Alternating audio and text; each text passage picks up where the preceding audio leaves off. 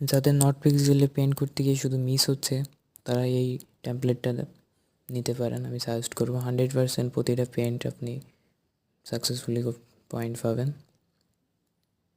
আমি সকল টেমপ্লেটই প্রায় দেখেছি, একদম নিচে থেকে উপরের ফার্স্টের সবগুলোই দেখেছি, সবগুলোতেই মিস হচ্ছে খুব।